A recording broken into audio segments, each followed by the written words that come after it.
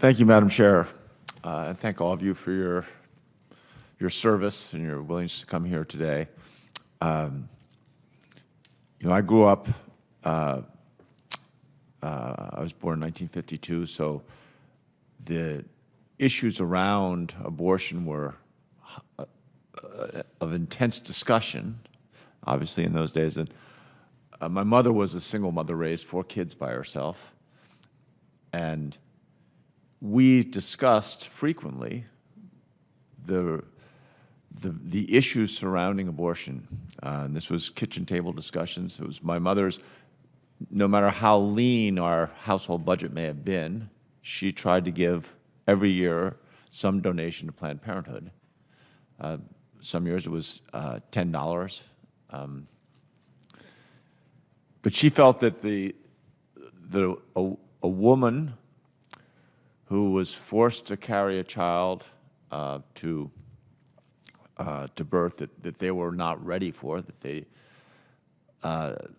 didn't intend, was being forced to give up part of their life and to have challenges and obstacles that would make their achievements in life far, far more difficult and oftentimes would lead to devastating results. Colorado's a state where we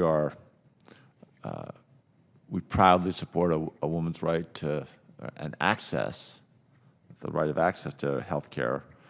But we are surrounded by states on 3 sides that have either or are going to or expected to enact abortion bans, and we will certainly see a large influx of patients. I think this can stretch the providers in Colorado and other states that are already quite thin. It's going to impact access, not just to abortion, but to other reproductive services. So, Dr. Brandy, I'll start with you. How are these abortion bans impacting access to other reproductive health services, like contraceptive care, cancer screening, et cetera? Thank you, Senator, for the question.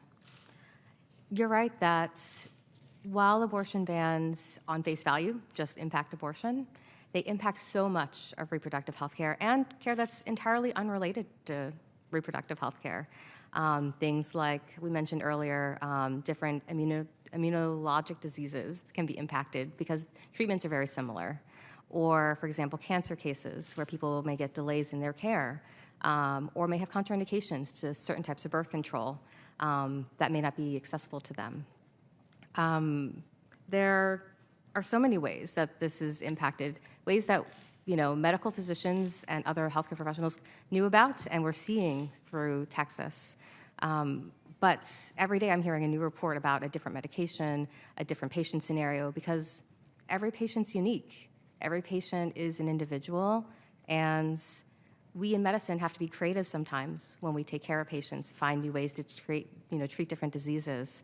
And when our hands are tied, when there are certain bans that just create a law without thinking about the people that it impacts, it's really challenging for physicians to be able to meet that individuality of patients and give them the appropriate care that they need.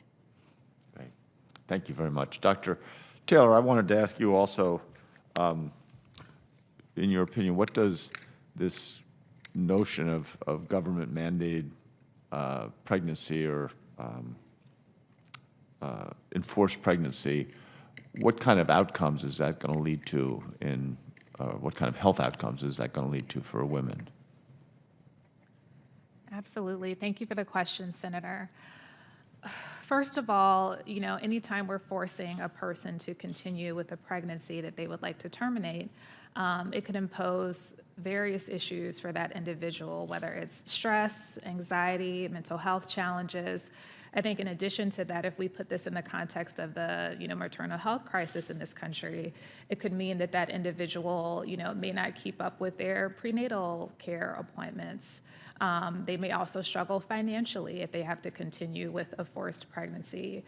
We also know that even if you look at something like higher education, we know that for a woman who can access an abortion abortion a college-age woman, that she's more likely to finish school. And so it really has an impact on the broader consequences of that person. I think another point I'll add too is that about 60% of people who have abortions are already parents. And so not having the opportunity to terminate a pregnancy for a woman and her family could mean that she is unable to care for and support the children that she already has.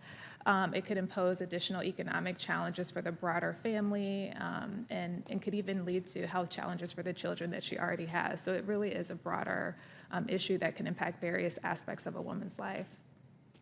Thank you very much. And just one last very brief question, if I can. I saw a number, heard a number last week that almost half of all pregnancies in America are accidental or unintended. Is that true? Is there any of you have that accurate number on that? I can speak to that.